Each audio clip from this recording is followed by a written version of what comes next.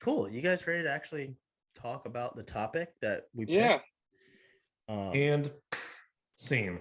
Here we go. The transfer portal. That's our topic at hand today, huh? I can remember when the transfer portal was like the new thing, kind of like, when NIL announcement happened and everybody was like, it's going to be the end of the NCAA. And it's just like, okay, well, obviously not. But that's how everybody, responds to changes for college athletes. It's literally like, what is it that Stewie Griffin like meme where he's just, or that video where he's just like, I don't like change. Every single person when new stuff comes up. And I mean, the transfer portal is now being referred to as college free agency, right? And everybody is so mad about it. And the most recent one, biggest one, is Oklahoma's quarterback is going to be kind of on the move. It entered the transfer portal. Which one? Well, Spencer Rattler is gone. Yeah. Rattler is gone. But yeah, I mean, the person that started for them is, and why is his name completely escaping me right now? Williams, yes. He went to Texas, that's why. He's gonna be in the transfer portal. He's in the transfer portal, and his dad says, it's about NFL development, and maybe he will stay at Oklahoma. I think it's one of those things where he wants to kind of kick the tires on who the new coaching staff is and be like, all right, I feel like this guy can get me ready for that next level. So I'm going to stay at Oklahoma, or these people are not getting me ready, or I don't think they can.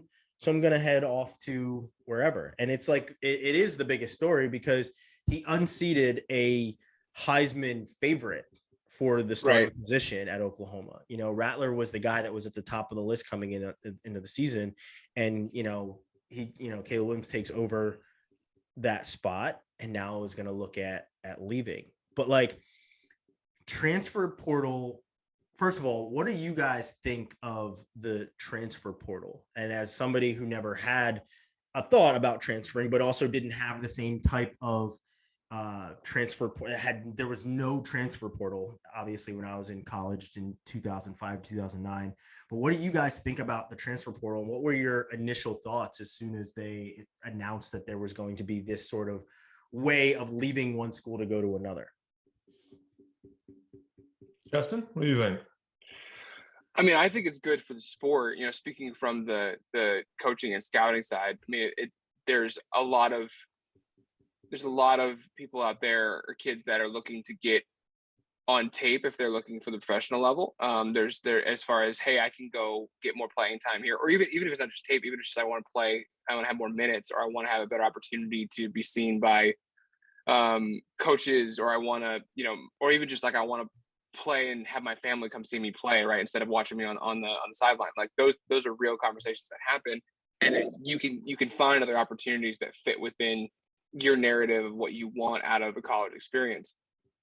I also think it definitely keeps these schools, and we'll probably talk about this a little bit, but it changes the narrative about how schools recruit, and it makes them really focus on the here and now, which is something that coaches necessarily didn't have to worry about with their sales pitch. It was, hey, you're going to be XYZ for us, and you're going to, verbally commit as a sophomore, right? And by the time you get there as a freshman, one, that coach could be gone. Number two, their sales pitch is like, okay, you're here for 4 years, unless you want to give up a year, right? Then so you kind of just stick in the system and see what happens. Where now you kind of have that opportunity of, not only are kids more educated or have the ability to control a little bit more of their narrative between any verbal commitment and their actual signing day, but also, as we've seen a little bit with the Ewers thing, at least in football, right? You go to a school that you sign with, doesn't work out the first year, you can go somewhere else and that fits more of what you want. Because we are asking 16, 17, 18-year-olds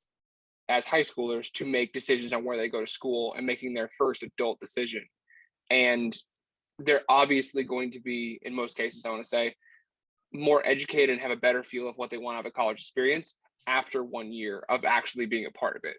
And so as from the human element side, as far as having that education, having that college breakdown, even if it's not a professional athlete or a future professional athlete, like you have an idea of like, hey, this is the wrong educational construct for me. I am more of a one-on-one or smaller classroom setting. Oh, hey, I want to be closer to home. Oh, hey, I have, X, Y, Z. And now you have the opportunity to not be punished for, from an eligibility standpoint, for, wanting a different experience or wanting a different avenue as far as how to move through your college years.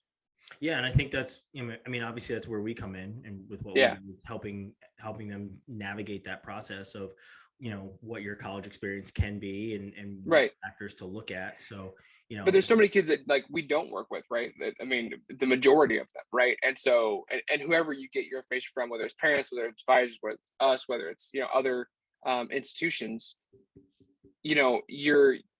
we can only prepare you so much as a human, and you're going to evolve as a human being over your years. Everyone says like your college years are like the best years of your life, but they're also the most important years of life because you learn how to just navigate the world that we live in now from a societal, from an adult standpoint. I would say I wasn't playing at 18, 19 years old anymore, but like those first couple of years are really difficult for me because I was pivoting to more of an adult based society.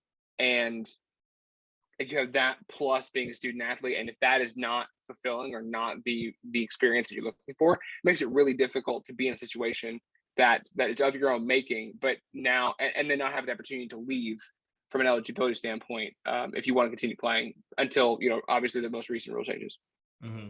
And then, like, it's I've seen the transfer portal, covering sports and being as in the know with college coaches and athletes.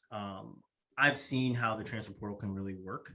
I won't name any names, but there was a kid at a school, wrestler, maybe 2 years ago, I believe, in going into his senior year, entered the transfer portal.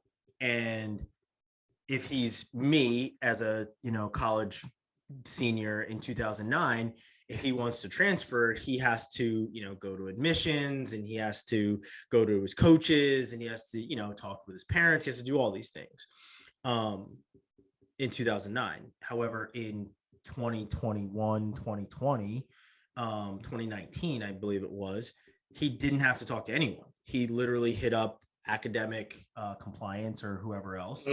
And they were like, you want to transfer? You want to enter the transfer portal? Here's the paperwork, sign it, and you're done. He didn't speak to his coach. He didn't speak to his parents, his dad or anything else like that. The coach found out because it was announced, like we announced it, so-and-so is entering the transfer portal. And, the coach, like I immediately text the coach and I'm like, hey, like, why is this happening? Like, is he unhappy? What's this? What's that? And he's like, honestly, you knew about him transferring before I did because he can enter the transfer portal and do whatever he wants. So I think that that's like one of the bigger gripes for people is that these athletes don't really have to face anyone when making a decision. And obviously you shouldn't have to, face anyone when making a decision for yourself. I'm completely here for athletes making decisions based on their own merits and mine. Yeah. However, let's call it what it is. College athletes are a bit impulsive.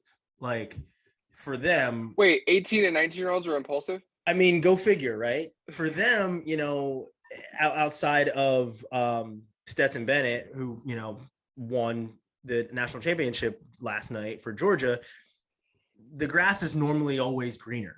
You know what I mean? And in Stetson's post game, he's just like, I like this team. I like this school. I wanted to be here. They recruited over me a number of times. The man was like 5th or 6th on the depth chart when it came to being a quarterback for Georgia, and he stayed there, right? I mean, heck, they were saying that he might not even start for the Michigan game. Like there was controversy, right? Exactly, right? Like there was just like so many different factors that were up against him, yet he stayed. Same difference with Tope Imade, who will be releasing that story next week. I talked to him about staying at Texas, even though, he had 3 different coaches in the 6 years he was there, and how many different things changed. And he was just like, I always wanted to go to UT. Like, it wasn't like, obviously it is about playing time, but, once I got to a certain point, I knew that it was about more than just football. Obviously, like, I don't want to give anything away. Hopefully everybody goes and listens to his story next week when we release it. But like, it's those types of guys that are that are rarities, maybe not so much rarities, but like that you don't hear their story as much because the transfer portal is put up on this huge pedestal where these guys always think the grass is greener. Reed, for you, like you transferred, you left one school and went to another. What was that process like to leave one? And this was obviously pre-transfer portal as well. So what was that process like? Yeah, so I mean, to be honest, I didn't even have another 4-year college on my radar when I left Texas Tech because of the fact that you'd have to feasibly sit out a year. There were all these different stipulations around it. The only way that I could get out of it without having to sort of jump through a lot of hoops and risk a lot of playing time, non-playing time, is to go down to a junior college. And that's fairly common in baseball. And so I left, I mean, I pulled out of Texas Tech and I called my coach who I knew at the junior college that I wanted to go to and said, hey, I'm not going to be here next year. Can I come play with you guys? And I mean, that's pretty much how I did mine. So I was able to sort of go around all those extra hoops you had to jump, but I was able to do it because of a JUCO route. It wasn't connected to the NCAA at all. And for baseball, that's how most guys do it. They'll go down to a 2-year, they'll play there for a year so they don't have to miss anything and then bounce over. That obviously is not a requirement anymore. And so I'm sure that's changed quite a bit in baseball and in other sports. But from the student athlete side, I mean, to be honest with you, it's sometimes for me at least, like I was embarrassed because I felt like I kind of got bamboozled by the whole thing. Like it's you sort of go through the recruiting process, you have all these expectations, and if you're not looking at a school holistically, which again is a lot of the reason why we made the company that we did, you can really get drawn in by a lot of the flash, by a lot of the conversations you're having with coaches, by a lot of the promises that are being made during that process. And then when you show up, there's kind of this like, ooh, moment of what of those things are true? What of those things were said to get you to campus? And before, the emphasis was just on recruiting. We just had to get you on campus, and then it was really hard to leave. So we pretty much had you in the hopper, and we could pull you if we needed you, or we could recruit over you if we didn't. With the introduction of the transfer portal, now there has to be a focus on retention. And to me, a lot of the transfers I agree with you, there is a level of like, it's almost like it's kind of sexy right now to transfer and to have that option. I think that's definitely an element. I think kids picking schools for mostly athletics and not taking the holistic aspect of their college experience is another big aspect. But I also think it's these coaches who for years knew that all they had to do was recruit you, get you to the school, and then you pretty much were locked in unless you wanted to jump through a lot of hoops. And now they have to give you a reason to stay, or if you're a good enough player, or if you have an interest in doing something different, you can just leave. You have that leverage card now. Mm-hmm. And to your point, the OU quarterback situation right now, he played at a level last season where he's earned the right to make that coach earn his commitment again. Yeah. They've got a new coach coming in. I don't blame him at all for saying, hey, I'm going to open this up. I'm going to see if other people can offer me X, Y, Z. I'm going to make you sell the school back to me. Because when I came, I signed up for a Lincoln Riley program at OU. That's not what I'm getting anymore. So I need to now be convinced that this is the right place for me. And to be honest, I'm fully in favor of that. I think he's taking advantage of the opportunity that has been given to him. And he earned that through his play and through his actions. That, I think too, the transfer portal, we focus so much on, all the statistics that are coming out and the number of kids that are in the transfer portal and whatever it might be. I do think it's very high right now because it's new, because coaches have not adapted to what that new environment looks like. They need to learn how to retain players. I do think that it's definitely high compared to what it's going to balance out to. But if you look at the statistics on the NCAA website, the numbers are not aggressively different than what they were before. There's just a new avenue for kids to move. I mean, you're talking about, and don't get me wrong, it's sizable from a statistics standpoint, but at most you're talking anywhere from between like 4 and 6% difference as far as the kids that are transferring. And maybe those are kids that now just they're not too scared to have a conversation with their coach and tell them they're unhappy. They're not, they feel confident to be able to get themselves out of a bad situation without having to go through potentially 2, 3, 4 people of the administration at the school they're with that made them unhappy. That creates sort of a stressful environment for them to try and get out of that situation as an 18, 19-year-old kid who may not have that conflict management skills. It gives kids an opportunity to move and not sacrifice a year of school potentially and have to retake those classes, thus making school even more expensive, thus potentially leading into more any type of financial aid money. Yes, headcount sports are going to be a little bit less, but you still have to pay for general housing, food, miscellaneous, whatever it might be, if you're not a scholarship person, or sorry, if you are a scholarship person. So I just think it provides a lot of empowerment for those kids. So as someone who went through it, I would have loved to at least have the option to be able to look at that and know that, hey, there's a way out of this where I don't have to sacrifice so many things, especially watching coaches, administrators, pretty much anybody else involved in the process can just go. Mm-hmm. And there's not these rules and stipulations. Now there's contracts and things like that, and they may have to pay fines or whatever else, but schools are traditionally paying those contracts or paying off those fines or paying off those implications. So who cares? Those guys are leaving. I mean, yeah, you're right. I mean, in that regard, Coach O, they paid him a couple million to leave LSU, right? Like they're like, hey, your contract is up, like, or your contract's not up. There's still a good amount of money left on your contract. We need to get out of this. Here's all the money. You can, go chill by the pool, right? And he even said, he's like, I'm going to enjoy life.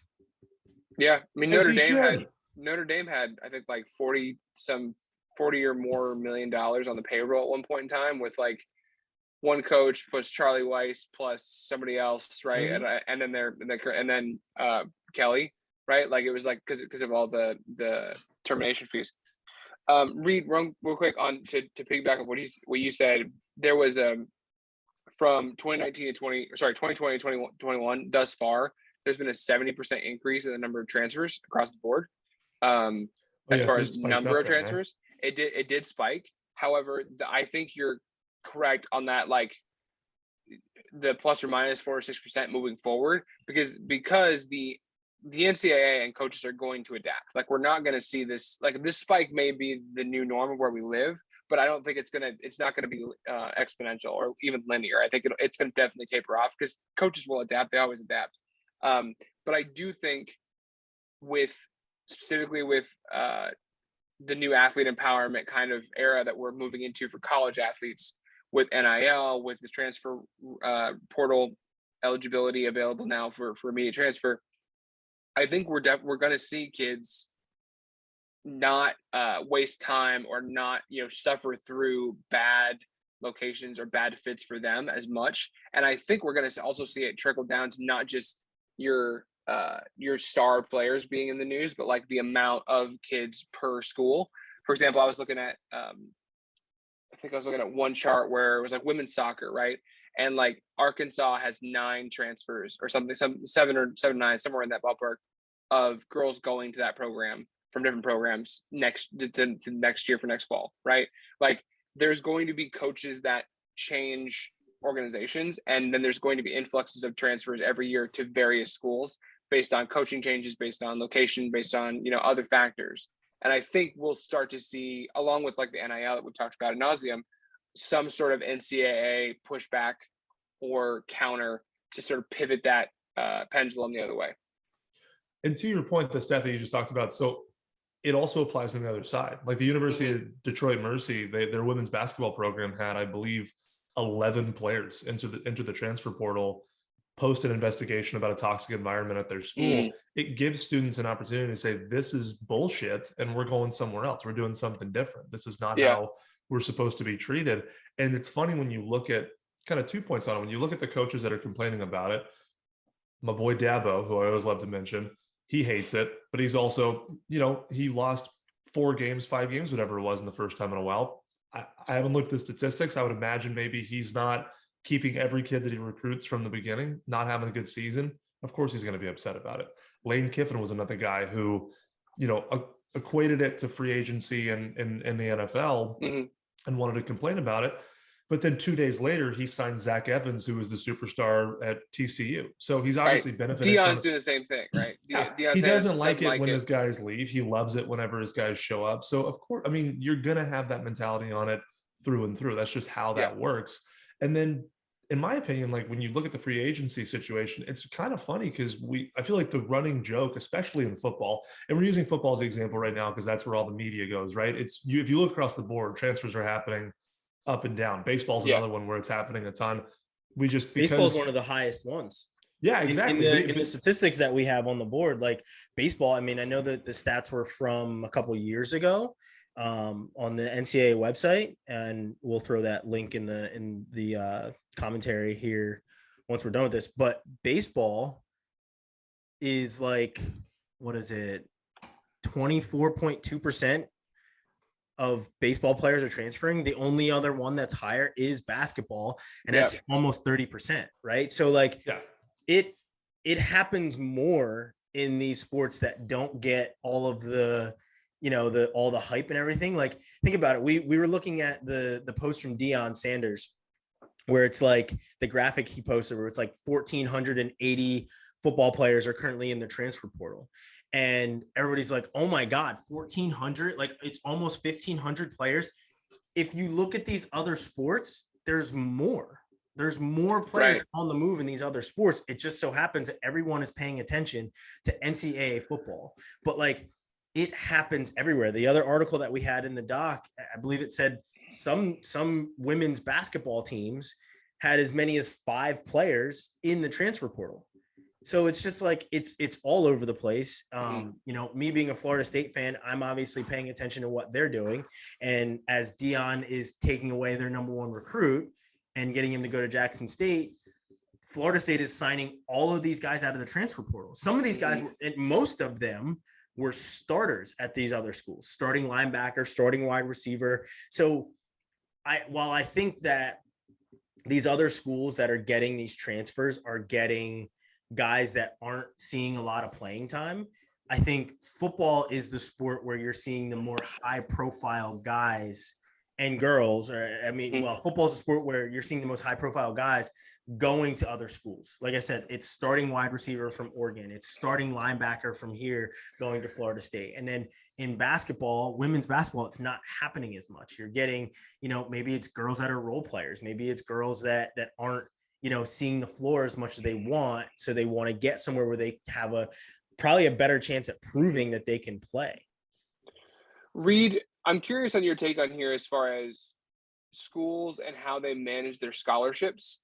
Based on what Ryan just said about, they're getting in starters from other schools that were probably on scholarship for D1. This is probably going to stand for women's basketball, specifically if we have, 5 girls entering the transfer portal on a bunch of these schools. I would bank that a bunch of them have some sort of scholarship dollars or scholarship allotment. Mm-hmm. Like, how do you think colleges, coaches, organizations are going to change up that mentality to account for needing additional transfer scholarships? Is that just like a 1-and-1 and you just expect someone to come out, or do you keep a certain allotment available for that now reality we live in? Yeah, it's interesting. To be honest, I think it's going to be interesting to watch over the next few years of how different coaches approach it. Because I think you're going to have coaches that are going to emphasize more on, hey, I'm going to try and pick up a couple of high school folks wherever I can. And I'm going to abuse the transfer portal because I have proven commodities at different places at the college level that I can offer a scholarship to. I figure I'm going to lose or rotate X number of kids in my program on average. Excuse me. And so I think it's going to start depending on the personality of the coach, to be quite honest with you. But at the end of the day, that's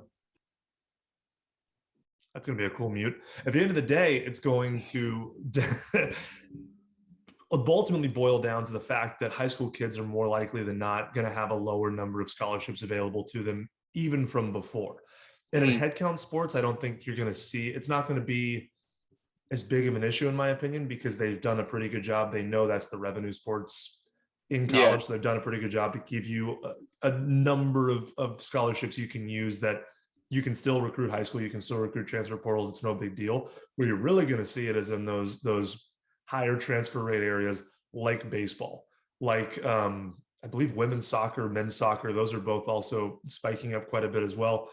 Equivalency sports that only have X number of scholarships, not anywhere close to the number of kids that they have. So they're having to give up percentages and whatever it might be. It's going to become a weird numbers game, but I think ultimately high school kids are more than likely going to have lower opportunities to pick up scholarships directly out of high school, because you're going to put that money more often than not with kids that you know can do the job at the college level. It's a safer bet for their money. It's like your analogy where you're at a university and you and John Smith play the same position and he's 2% better than you. Well, they're going to play that guy over you. So if they have a proven commodity that they know, hey, this person's 5% better than we think you can be from a development standpoint, we're going to go with this person. Like, and that is, as you said in previous conversations, that is the coach's job, is to win games. And so we don't blame him for doing such. It's just a reality that now becomes more apparent in a scholarship diminished environment, that with additional transfer being available, it's harder to forecast how much space schools have, right? Well, absolutely. And if you look at the complaints of the coaches across the board, I mean, pick a sport, pick a person, pick a whatever. When you boil down all the fat from what they're saying and trying to detract you from, what it comes down to is it has made their job harder. Right. They now have to learn a new trick or learn a new skill or adapt to a new environment to succeed in their sport, to succeed in their team, whatever it might be. And that's upsetting because it changes their normal run of things. So those who are picking up good transfers and are retaining good players because of their environment or because of how they recruit on the front end, you don't hear a peep out of them. I mean, it's, or you hear it's a great opportunity for kids to go where they want to go. We think it's right. We really want to create an environment where yes, it's directly proportionate with how much they're getting their ass kicked by the transfer portal. That's really what it boils down to. And it makes their job harder. They have to now take into consideration how their players feel a year, 2 years, 3 years into their playing career, rather than just wooing them at the high school level and then essentially trying to trap them for the next 3 years. Not everybody, obviously, but for those that feel that they might need to travel, they would rather have you as a commodity and as an option on their roster than go somewhere else and potentially perform for somebody else. Yeah. I mean, think about that, right? The retention, trying to keep a player is now just as tough as getting them to come to your school in the first place. And obviously your starters are going to be a little bit easier to keep because they're seeing the field and, they have the spotlight and they can actually go out and prove it on a Saturday or Friday night, whatever else. Yep. But there's the kid that you're developing who's redshirting or is injured or is behind an upperclassman who is seeing the field a little bit, but thinks that as a freshman or a sophomore should be seeing a little bit more playing time. That's the kid that you got to worry about retaining. And then you have to worry about, okay, Johnny is okay. He's the starter, but then, Tim behind Johnny is the dynamic that is really hard for me, because now I have to put in time to coach Johnny to make sure Johnny's coached up and he's ready to go, because he's going to be out on the field on play number 1, but then Tim is going to have to go in the game too at some point. So I got to coach him up and I got to, massage that ego a little bit and make sure that I'm doing the right things there. So like retaining these players gets harder the deeper you go into your depth chart. Yeah. Because you're like, all right, these guys up here, they're getting all the things that they need to get. We're making sure their gear is on point. They have the gloves. They've got the visor. He's got this. He's got that. As you go down the line, you're getting less and less stuff. I mean, let's call it what it is. It doesn't matter. D1, D2, D3. I was a D3 football player. When I was a starter, I was definitely getting a hell of a lot more gear and swag than when I was not a starter. Like you just, there's less stuff you have to ask for. You know what I mean? So like that, it all plays into what it is. You know what I mean? Like, and the guys that go to Oregon, that's why there's a guy that's transferring from Oregon and going to Florida State. The retention package from Oregon that Nike helps those coaches with. Yeah. Like, let's seriously call it what it is. Like, as a 18, 19-year-old kid, you're giving me free gear, exclusive sneakers. Damn right I want to stay here. It's awesome. It's cool. Yeah. Getting all this free stuff. You can't tell me that that's not a factor. You go to Oregon, you don't wear the same, no matter what sport you play, you don't wear the same uniform twice in 4 years. Yeah, I definitely want to stay in a place where I'm swagged out and I'm having fun, and Nike's a huge sponsor and I get to rub elbows with some of the biggest corporate companies in the world because they went here. Not to say that doesn't happen in other places, but like, Nike is global. There's a bunch of places that you can be in with Nike and do a lot of really great things, especially if you're an athlete. So why not look at that school because it has that type of thing? But I feel like that goes into the retention of these athletes, who they get to speak with and who they get to be around. I think we're also, this is like a comparison thought that I've been mulling over as well, is we see in like professional leagues, let's just use the NFL, NBA, like some of these higher profile ones just for insight. The value of younger players and how much you can get out of them from a talent standpoint, but how much they cost in dollars is a huge advantage in the NFL. Like, rookie quarterbacks that are good are a huge advantage, right? Oh, that rookie contract is sweet for the Same for thing the front in the NBA, office. right? I think we're going to see a similar, or at least in this thought process, I think we're going to see a similar push in college sports moving forward with this transfer eligibility standpoint, because the kids that are good or that have value in the transfer portal are going to play, but the kids that stay, that are juniors and seniors, are going to then theoretically come down that depth chart because they're upperclassmen are keep transferring in and out, right? And so I think we're actually going to see an increase. Right now I think it's 35% of kids transfer or quit their sport by the end of their sophomore year. I think that number is going to go up. And I don't think it's going to be necessarily because of transfers. I think it's going to be kids that drop out of the sport, which is a negative impact I think the transfer portal will have, because you're going to, John is a sophomore tight end at, Jackson State, we'll say, just for this analogy. Junior year, he's set to play. They bring in another tight end that transfers to Jackson State because he wants to go play for Dion, right? Now he's second on the depth chart. So now he has to decide, do I stay here and I don't get to play, or do I transfer and try to play somewhere else? By the time you're a junior, does it even make sense to transfer if you're this far into your education, or you're this far into your community, or if you're this far into, pick your thing? And so I actually think there's going to be an increase in kids that drop out of their sport or decide to no longer pursue it because they're going to miss out on opportunities because the transfers open doors for other kids. So I think that's another thing that we should maybe talk about at a later date. But it just makes me, it's a huge competitive advantage. It's a huge advantage for kids that want to do it. But the kids that stay, it may be a disadvantage for them if you're focusing on your college experience more so than just athletics. Yeah. One of the things I would love for them to take into account is the amount of and the amount of transfers that leave their school and continue to compete on the college level after graduation, because there's a number of guys that, and the sports certainly vary. Wrestling wise, there's the 197 pounder right now at Michigan went to Princeton, wrestled at Princeton for, I want to say 4 years, whatever else, obviously still had another year of eligibility. Right. And after graduating, left, and now he's at Michigan. Right. So there's, with him being in the sport that he's in, you see that happen more, where guys are going to a school, they have, right now eligibility is absolutely insane. There's a Iowa wrestler, Michael Kemmerer, right now, who's been in school for 7 years because of all this COVID stuff. They've got an Iowa basketball player that's been there for 6. So he had a medical red shirt, and then he had there's an Olympic red shirt, there's a medical red shirt. Like Michigan has it the same way, where there's a guy that was on the Olympic ladder. He took a Olympic red shirt. He took 2 Olympic red shirts and an additional red shirt, like just straight up red shirt.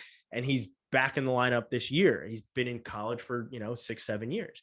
So like these things, he stayed at Michigan the entire time, no transfer. But a lot of these things are what are affecting these transfer rates, because these guys are graduating, but they're still transferring. I wonder if they're taking that into account when it comes to these transfer rates with guys that are like, all right, I'm done with my schooling here, but I want to get a master's and I'm going to transfer, but I'm going to continue to play sports. My understanding that those are included. The number that I was associated with that we really track is the before your junior year, right? And that's the kicker. But I think a lot of the things, and I want to let Reed jump in here on that the negative impact point if he has anything.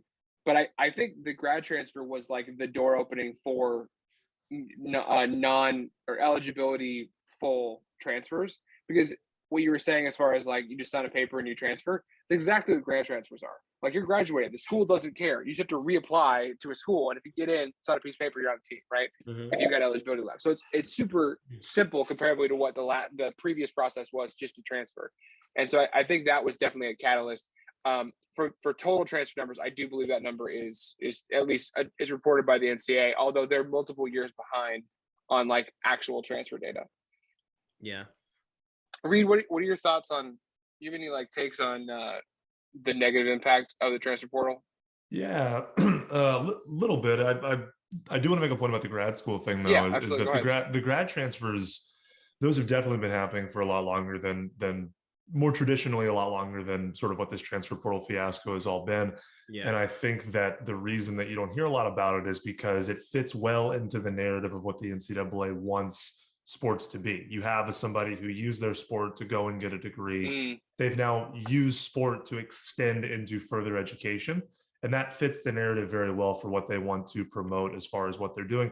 And I would agree, that's a fantastic opportunity that's being presented through a sports lens. And so I think that's awesome. But I think that's why it's not the conversation so much, is because it's effectively being used the way that the NCAA or everybody else sort of wants it to be used in that way. So, or traditionally how they agreed or approved for it to be used. So it doesn't get a lot of attention. It's usually whenever they talk about it, it's being celebrated. That individual is being celebrated for the decision they made, how they're managing it, whatever it might be. It keeps that student athlete graduation rate up high. I think it's like something around the like 90% of student athletes have like are graduating is what you see that rate is. Exactly. Yeah. So it's effectively those people are rowing the boat in the right direction. So they get a lot of really good press, which is awesome. And I completely agree. It's a fantastic thing that they do, and a fantastic way that they leverage that sport talent that they have.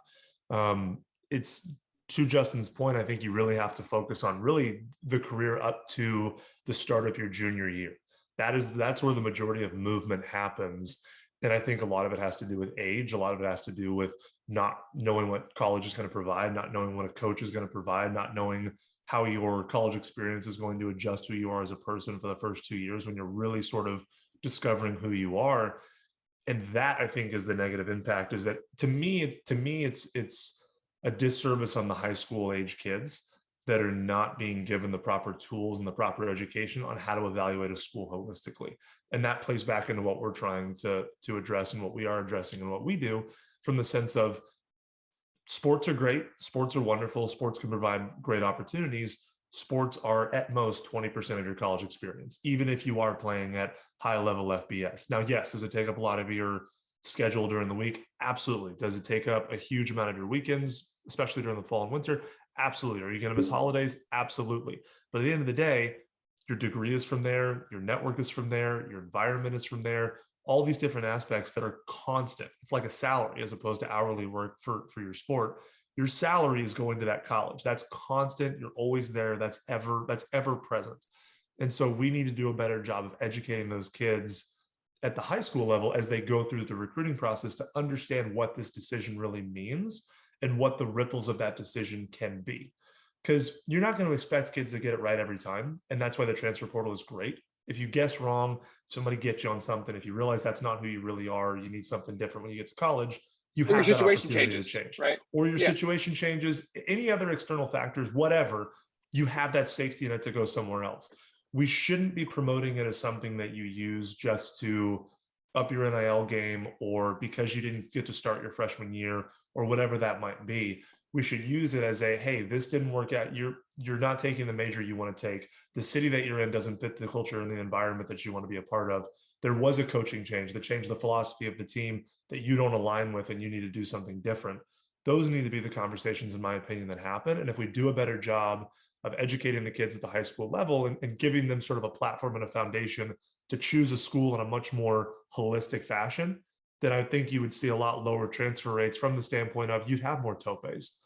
You'd have more Bennett's that are like, I love this school. I love this environment. I love the major I'm taking. I love the people that I'm around. Okay, I'm not going to start. That's okay. I'm going to play with this team. I'm going to see what my opportunities are. I like this coach. I like this environment. I like the people that I'm around. This is going to provide me the future that I want to have. I'm going to stay here. And I think you'd have more of that if you emphasized everything versus just that athletic lens, or let kids get drawn in by that. Because obviously recruiting is the sexiest part of your college selection process. I will never forget going and visiting Texas Tech. I will also sit here. I went to the nicest steakhouse in Lubbock, which they kill the cow in the backyard, so it's wonderful. And then best looking people in all of Lubbock are nearby. They're just walking around. There's all these amenities in the locker room. They're telling you about all these great things that you could maybe do if you come and play for them. And then I'll also sit here at the same time and tell you that that was absolutely not the right fit for me. I wish I probably could have gone back and not gone. Does not diminish the fact that I had probably the best time of my life getting wooed by Texas Tech for 36 hours. Yeah, that recruiting process it's amazing. You know, I can remember like the first letter that came in. And at that point, when I was being recruited in 2000 and when I think it was my sophomore year, may have been like the first recruiting letter, and it came in for wrestling, and it was just like, it was from Columbia. And I was like, oh, cool. Like they're sending them to the school. And that's back when, you know, you get mail and it's over the morning loudspeaker, you know, report to the athletic office. And, you know, you go in and there's this like gorgeous package that's there. And you know what I mean? Like, I can remember that. I can remember that feeling. Right. And then, you know, I can remember going and seeing all these different schools. And, you know, unfortunately, I didn't. I wish that I would have looked at things more for wrestling, mostly because the schools were better. But I wouldn't change a single thing. Like I said, I wore that helmet for 4 years, and you know, knock on wood, there's nothing completely wrong on the inside of this head. Right. But that process was fun to see those schools, right? But then, as a journalist, getting the opportunity to go on like video shoots and content trips, and essentially getting these coaches to give us their recruiting spiel and give us the tour of the campus that they're giving these athletes. I will never forget the school that I went to that I will never, ever forget for a content trip was Arizona State. I will never forget this trip because, as you say, like, you know, the most gorgeous people around, good looking people all walking around campus. The sun is shining. It's November when we went, and it was like 90 degrees outside.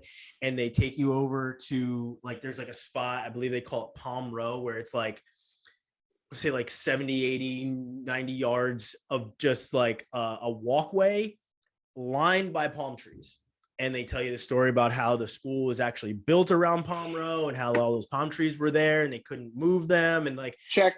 And like, you know, they're like, you know, and, you know, as a guy, you're sitting there and, you know, I'm, you know, with a couple other students, a couple other wrestlers, and they're just like, yeah. And like, the girls love to come out and they're tanning out here. Like they're giving you that spiel as a guy. Right. And it's gorgeous. And you're going literally on this recruiting trip, and they're taking you to these nice places, and you're looking at campus. You're like, I walk around this campus with like with palm trees and all. Like, I'm like, I would have signed on the dotted line immediately, right? Because you're a 17, 18-year-old kid, essentially talking about going to school in paradise, and that's amazing for a kid that young, right? So like, that recruiting process and seeing schools, and you know, at this point I've seen a good deal of schools. UNC is gorgeous, Duke is gorgeous.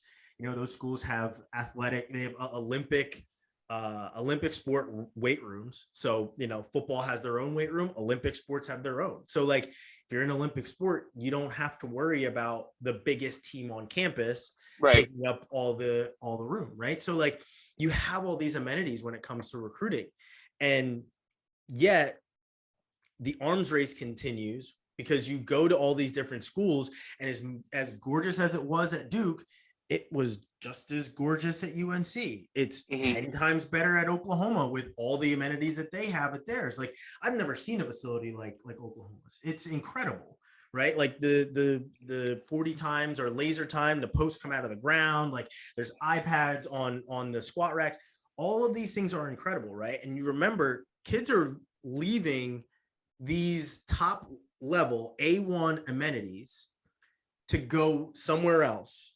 And I think as you said, the Dabos and the Lane Kiffins that have an issue with the transfer portal until it works out in their favor, it forces them to not be the reason why kids want to leave the iPad laden weight rooms and the gear laid out, dressed to the nines.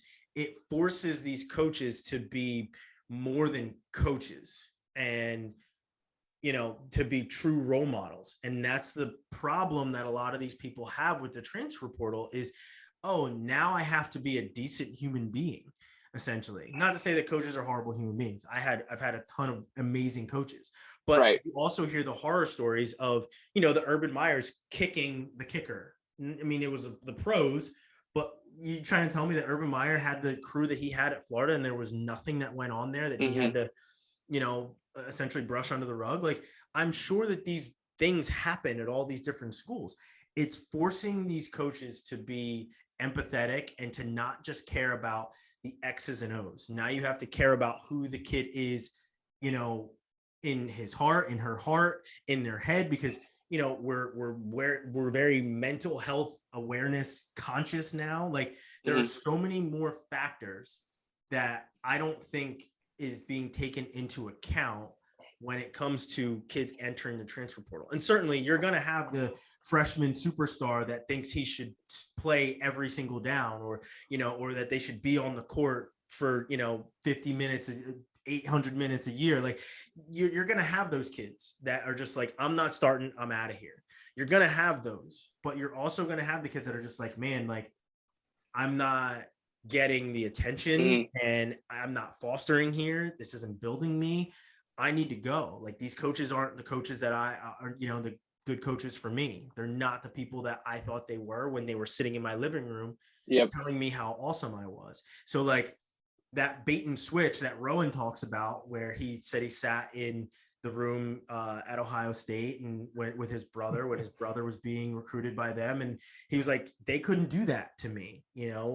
Rowan was literally sitting there saying, well, I've already seen the spiel. I've already seen all of it, so you can't give me the spiel that's going to make me come to the school. You have to be real with me.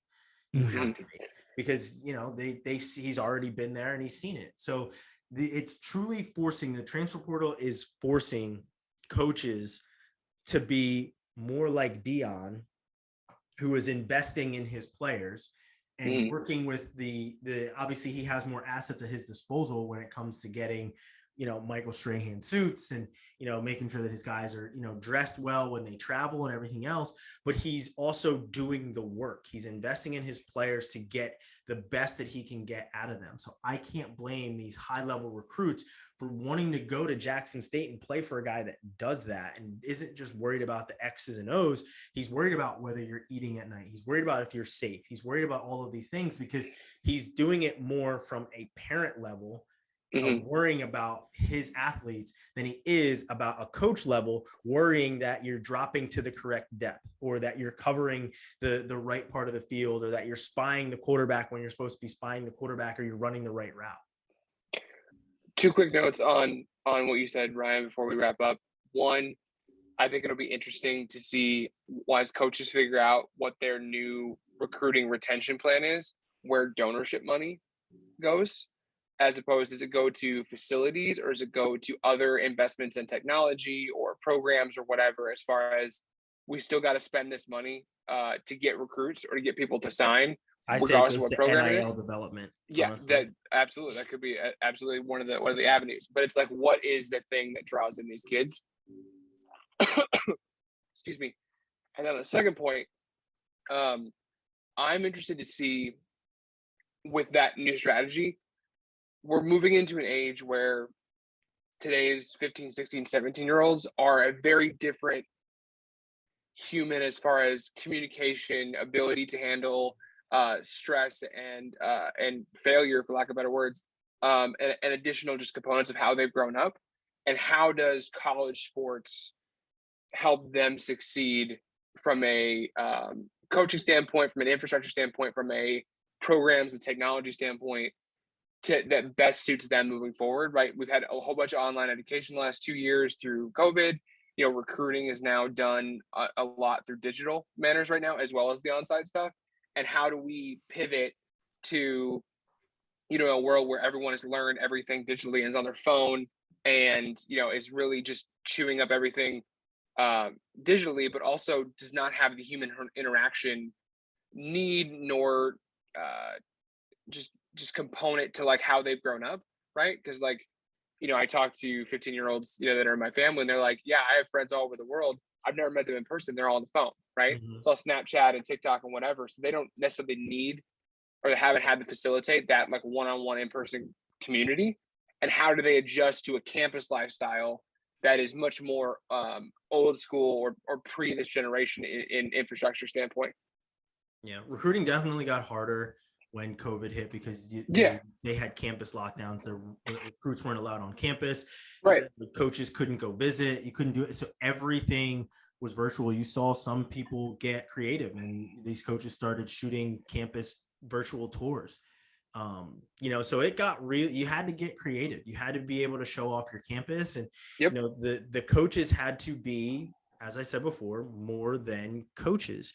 You had to get on camera. You had to speak. Right. You had to be the marketable genius and show off your campus, but you were going to be doing it in front of a camera. So everything you said, you had to be very direct about it. Mhm. You couldn't, they had to kind of recruit as a group. You could, because you're sending out the same virtual video, you're only going to shoot one. While normally you're going to have conversations with these guys, you're going to sit them down, you're going to talk to them, you're going to show them campus, you're going to tell them some things about some spots on campus that you're not going to tell this recruit about, but you're going to tell this recruit about, right? Right. So there's those different factors. Now, recruit, or at least when recruiting was essentially shut down, the recruiting dead period that they had to, be personable. They had to be on camera, and they had to tell the same story and give the same perspectives.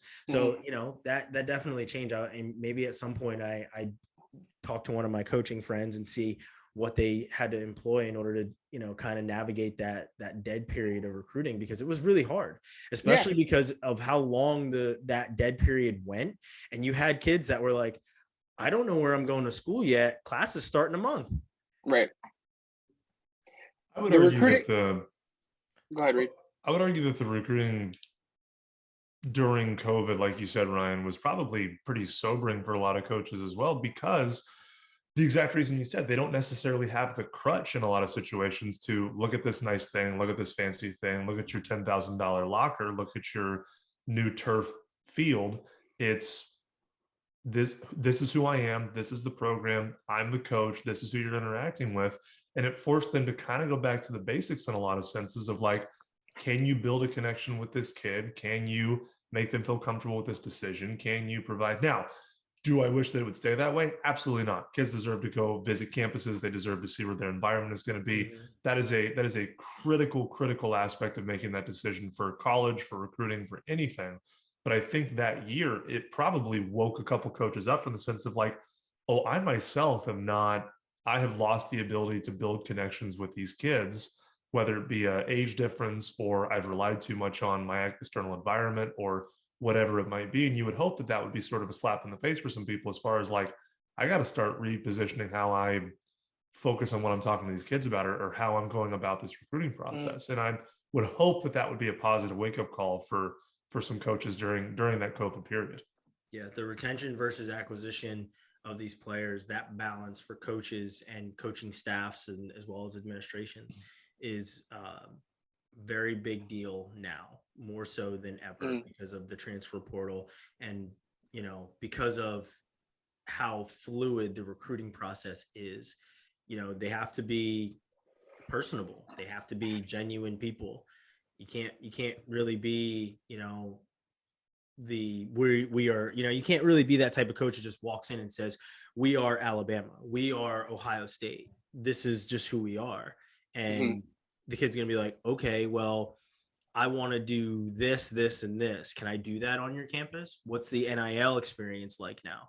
There, like I said, I was watching the All-America game the other day, and NIL was number 3 on this kid's list. Like it was it was school, it was sports, it was NIL. Those are the top three things that were his factors of going to UT. And UT is starting to invest in NIL. So, that goes into the retention of these athletes. Certainly the schools that are last to embrace these new platforms are going to be the ones that you see kids transfer from the most, because they don't feel like they're being fostered. They don't feel like they're getting the things that they feel they deserve: playing time, attention from coaches, NIL opportunities, you name it. The course offering, like, it just might not work, and they're going to be out the door. So that retention you got to really put your efforts in there.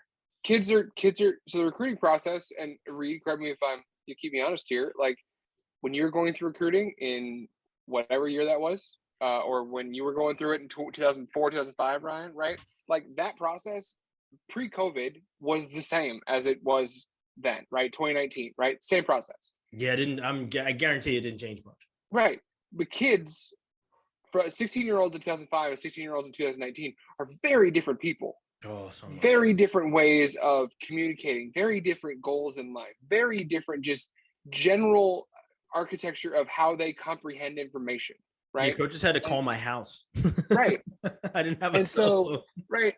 And so, like, the fact that, change and evolution is really good for the business that we're in, as far as helping these kids navigate this recruiting process and pick the right school. But the schools are so far behind that they've got to, make this pivot as well for the retention point that we're talking about here, because that is inherently now you are much more of a, I call it like the NBA head coach, where you're now a manager of a personalities and people, as opposed to an X's and O's person only, right? And so you have to be able to connect and make these kids feel like they belong and feel like they are justified in their decision to be at school. And most of these coaches are, in their 40s to 50s, right? Who grew up in a different era, maybe two different eras ago, of college recruiting, college athletics, and what it means to be a college athlete. We saw Kirk Herbstreit and Desmond Howard like get really critical of athletes today, and for bowing out of bowl games. But that's roughly 30 minutes before the first round draft pick for Ole Miss blew his knee out in the game. Right. And so, like, the disconnect between what kids want today and the things they value and what coaches have been selling up to 2019 and maybe still today is very different than what they were doing in 2005. So having this sort of, premonition of like, hey, we need to adapt, and the transfer portal pushing that narrative, like, now you have to adapt to be a retention base, is going to be good in the long term for college athletics, no doubt. It's really just like this next 2 to 3 years is going to be very, very up and down, and there'll be some waves that crash into the rocks pretty hard as we go through this. Yeah, I'd agree entirely. I mean, I think at the end of the day, I feel like we sort of bow tie any one of these conversations with the same theme of, like, if you just choose to invest in the well-being of student athletes, whether it be at the high school level, at the college level, at the retention level, this stuff tends to fix itself. The coaches who are doing that, the individuals who are doing that, who are looking at it and saying, what can I do for the benefit of the student athlete, tend to have, in the long run, a really successful run. The people that try to take advantage of the situation and make it transactional tend to struggle. The problem with that, and you're correct, Reed, but athletic departments and boosters do not necessarily care about that. They care about wins. Completely agree. And so those two things are often, that's why Charlie Strong got fired at UT, right? He was a human being first coach and a leader of men, as he put it, right? And Tom Herman came in and was like, football only, everything else is not a thing, right? And so and we were 500 either way. Right. And the dichotomy of that is, a lot of times those are they're not parallel items. They're crossovers. They butt heads. And so trying to find this new narrative of, like, we care about feelings now, we coaches, okay, and that's more so their language, like, but that is a reality of how we live in. Like, if you piss off a family, or if you make a kid feel unwelcomed, or they're not valued at a program, they will leave, and you no longer have that asset for your roster that you spent however many dollars recruiting and how many hours recruiting. Now that asset's gone, and you lost. It's not there. It's gone for forever. And I hate to play it as an asset game, but that's what, when you're a football coach or a volleyball coach or a field hockey coach, like your depth chart is your assets of what you can use to win a game. And if you put all this time and money into this asset and they walk for nothing because you're an asshole, like that's a real thing. Yeah, you're only as good as the assets that you have, and you have to, like, I mean, go figure. Investing in your athletes turns out to be a good thing when you invest in them holistically as people, as well as a touchdown scoring commodity, a home run hitting commodity, a 3-point shooting commodity. Like, as much as you invest in them as who they are between the white lines, you gotta invest within the person of who they are in the classroom, who they are when they're sitting in their dorm room or their apartment playing Xbox or PS5, right? Like, you have to know who these kids are.